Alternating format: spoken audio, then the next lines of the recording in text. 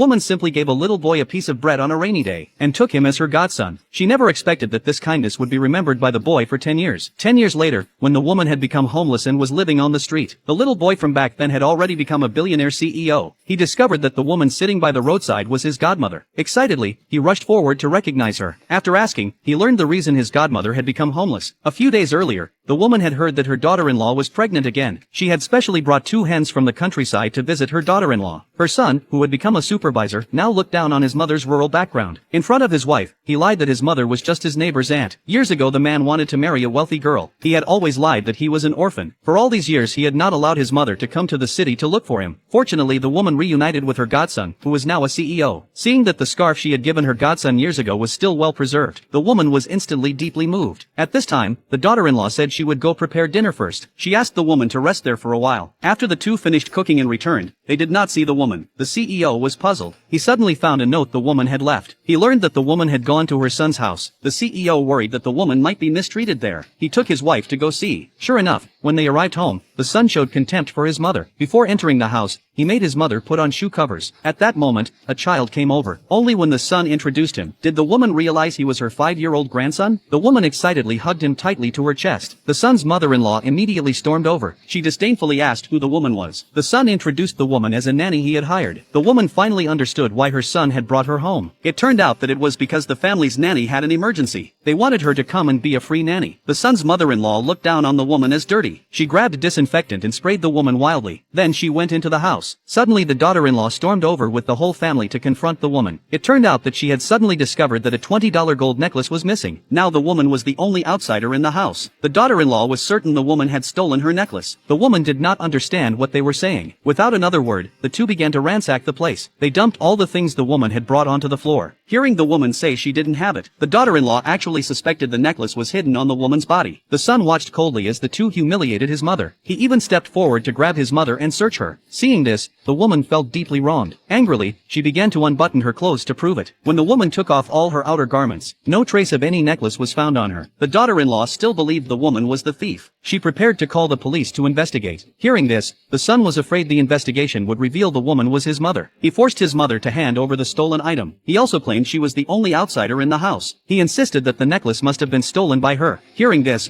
the woman was utterly disappointed. She left that unwelcoming home. Suddenly the son chased after her and called out, stopping his mother. He told her to wait a moment.